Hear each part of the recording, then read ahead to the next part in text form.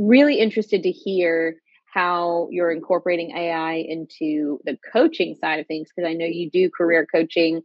Um, you mentioned, on your LinkedIn profile that you're using it not to replace the human side of things, but to amplify it. So, would love to hear, what does that mean, and what are you finding? What are the results that you're finding with that work? Yeah. So there's two different ways that I use it. One is selfishly, I use it to reduce the administrative burden that I have coaching, all these people and then sending emails and logging notes. So that will help me spend more time with actual client. I can actually Mm, spend longer calls with people, really understand them, and they have 100% me focused on what they're trying to do. It's because I'm not spending hours typing emails and notes. The AI kind of streamlines that for me. But in a coaching aspect, where I found it very valuable is obviously one would be, yes, you can help tailor your resume to specific jobs, which is nice. But you don't want to just rely on that. Like you still want a human in the loop type of thing where you're going through it, you're making it sound like you. These are real bullet points with real data from your own life that you can speak right. to. Because Oh, you got to be so careful with that. yeah, because when you go to the interview, I mean, they're looking at your resume and they're asking you questions. If you can't answer the questions or speak to it, well, you're not getting the job. But another way is, very strategic interview preparation, because you can use Mm, AI to do the market research on that role, on that company, help you formulate star right. like answers based off your background in relation to that job. Because that's where people kind of mess up. Like they'll have their 5 or 10 answers or stories built, but then they don't really know how to align it to the role that they're interviewing for. And that's really what hiring managers are looking for. Like, yes, you did this, but like, why does it matter for me? So Right. like, you got to bridge that gap, and AI can help you do that. I found it's very helpful with salary negotiation here lately. So, Interesting. yeah, I mean, it helps do the research on the role, your geographic location, your years of experience, all that really quickly. Before, like you'd have to go to like Bureau of Labor Statistics or somewhere crazy and just try to figure it out yourself, and it was complicated. But now it's really easy. So it helps you get a nice idea of like what a range should be, and then it'll even help you with the verbiage, like how do you approach that? Because Oh, I, kn- I interesting. know. I know warriors getting out of service, they've never negotiated their salary. They just get promoted and hey, military says you're getting paid this. All right, good. Thank you. Thanks. But there's usually room to get more, and whether it's more money, maybe it's a more flexible work schedule, whatever it might be, maybe a sign-on bonus. There's usually room to get a little bit extra, Right. and a lot of companies do prepare for this. So, like in the 7 years I was in manufacturing and HR, like most of the time unless it was like a killer candidate that we just didn't want to lose out on, the offers came in a little low, because I expected them to negotiate, and I knew that Hmm. hey, I had room to negotiate with this person if they came back to me, because most of the time you're not the best and only candidate. Usually there's a nice runner up Right. that we can select from, and I know like you want to think you're the best and the only candidate where we're looking at, but no, we usually have a backup. And a lot of people don't understand that. So, like, there's room to Right. negotiate, and AI can be a really good tool to at least help you prepare for those conversations. That's a great point.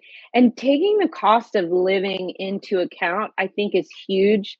Something that I was going to mention earlier that I think is something very challenging that I've seen for folks, especially at that specific military transition, is that idea of the opportunities that are available in the location that you want to live. Mm, Because to the point that you made earlier, you're not the first person I've heard say, I let my wife pick, or I promised my wife we'd move back home, or we'd move back by her parents, or whatever, which I have a lot of military spouse friends. I think that's huge. And I totally understand why that would be the case. And I'm not criticizing that at all. But I think something that can be a challenge is not realizing that, like, if you move to the middle of nowhere, Idaho, your opportunities are going to be limited. And sometimes there may be kind of, at least from what I've seen, and I would be curious to hear your take on this, Um, the sorry, I'm looking at some of the comments and I can't totally tell if they're joking or being serious. So we may have to throw some of these up on the screen. Um, but the something that we've kind of encouraged people to do before is think about, hey, I know you want to move home to this area, but like there's not a lot of opportunity there. And because you're coming with this military experience that's not translating very well to any of the opportunities that are in your area, you're either going to end up really underemployed, or you may want to consider, think about it as your final deployment and take 2 to 3 years to get some civilian experience somewhere else where there is opportunity, and then bring that back where maybe then you can move up, move into other things. And it's so hard to think through, like, those are such hard personal things to think through, but like location really can be a barrier for people's career when there's just not opportunities everywhere. Like not every single town has the same, or every single area, region has the same opportunities. And remote work is not as ubiquitous as it used to be. And so, I pretty much discourage people from expecting to find a remote job at this point. So curious to hear your thought on location, and then we can dive into some of these questions and see what we think here in a minute. Please, if you're watching, feel free to leave questions. We'll definitely get to them, and appreciate people who are engaging with us in the comments. I am seeing them, so we'll jump on those in a second. Go ahead. Yeah, I always want to emphasize remote is not a job. Right. I get so many people that just like, oh, I just want to do anything that's remote, and I'm like, Yeah, I well, want to work remote. yeah, I'm like, yeah, well, me too. Like, I'd love a flexible schedule where I can just work whenever I want and get paid, really well. But you're Sign me right. up. Yeah, yeah. But I work with warriors all the time that, they become a little reclusive. They're like, I'm buying this house, middle of nowhere, an hour from any city. And then they struggle and they're like, well, I can't get a job because there's nothing here. And I'm like, well, you moved there. Like, yeah, Right, so you're right. You brought up a really good point that you do need to do some research on the area, see what's there, especially once you figure out what it is you want to do, because that's probably right, the number one challenge for any service member leaving, is truly identifying what they want to do when they exit service. Sometimes it's immediate, sometimes it's years till they figure that out, which causes some challenges because you do end up moving and then you're kind of landlocked to right. what opportunities there. Um, but yeah, I mean, th- I, those are all things that we talk about. Like I know my job's a career coach, but I really feel like a life coach most of the time because we are talking about everything Oh, yeah. from VA benefits to retirement pay to healthcare. Like we talk about a lot of things that are not necessarily like career specific. So we Right. definitely dive into all those things and make sure that hey, you're making the right choice and you kind of understand like all the factors that you need to consider before you make this decision because it's a big choice and it's going to affect the next few Yeah, years of your life. absolutely. And I think that knowing that those things need to be considered. I mean, I know there are a huge amount of resources shared in TAP and in those things, but unfortunately, somehow it doesn't, there's not enough of whatever needs to be there to say, like, this is how you can set yourself up for success. And I think one challenge additionally that I feel like I see for people is there's always one person in every friend group that has been the outlier. That's like the person that got the remote $100,000 a year job at Google or something.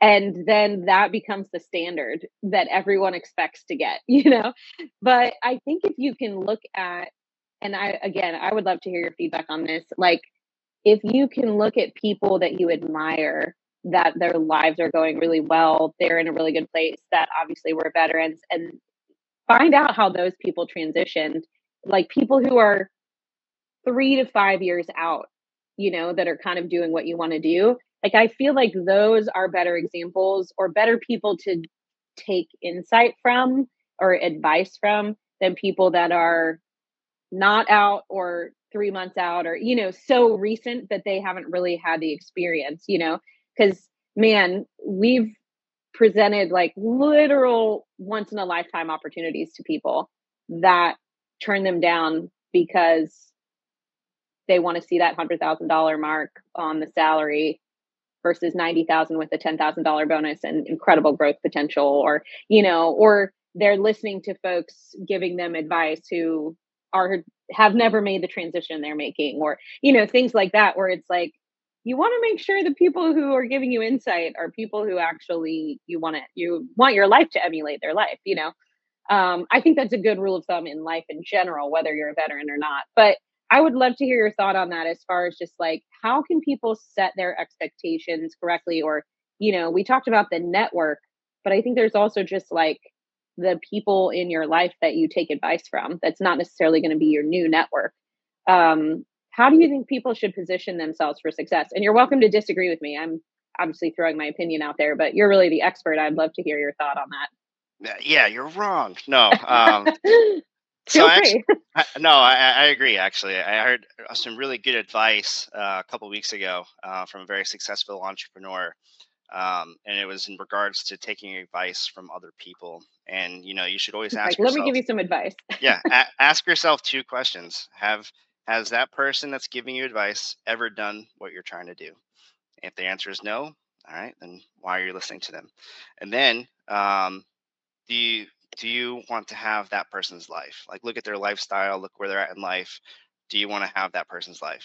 If the answer is no, then why listen to them, right? Like, they might be giving good Right. information, but from the experience that I have working with transitioning service members, a lot of them, when I'm talking to them, they're making decisions based off of what their buddies are doing or what their friend that just got out did. And they're not factoring in their own lifestyle, their own values, their situation. They're just going off of, the peer pressure of life. And It's easy uh, to do. it's very easy, and you would think that your peers going to give you good advice, and they've got good intent, but it's not always the best advice. Right. So like what you exactly said, and this is the most time consuming piece of transition, and the one thing that most people just don't want to put the effort into, but it's having a lot of coffee chats. Like, there's a couple Mm, very good programs that I know about that they make you have like 50 informational interviews, or even 100. There's a couple that do 100 cups of coffee with people as you're trying to navigate and figure out what it is you want to do. And honestly, like, that's the best use of your time, because until you identify what it is you want to do, how you're going to get there, because you got to figure out what these people did to get there. What did they have that you don't have? And what they now know that you should know, based off of their failures and what, helped them get to where they're at now. You really can't focus on your resume. You can't focus on mm, building your perfect LinkedIn profile. Like, you got to identify the direction you want to go, what you're missing, and then build the plan of like how to get there. Like it's like related to like going on vacation, right? You gotta select the destination, and then you can figure out where you're gonna go eat or the attractions you're gonna go to. mm, But like, if you don't know the destination, like, you're never gonna get there. You're just gonna just be stressed and freaking out, like redoing your resume 100 times. But like, that's just the common theme that I'm seeing right now, is like you're getting advice from the wrong people. Like, yes, they're friends, they have good right. intent, but friends and family usually don't get the best advice, especially when it comes to like your growth and like your professional decisions in life.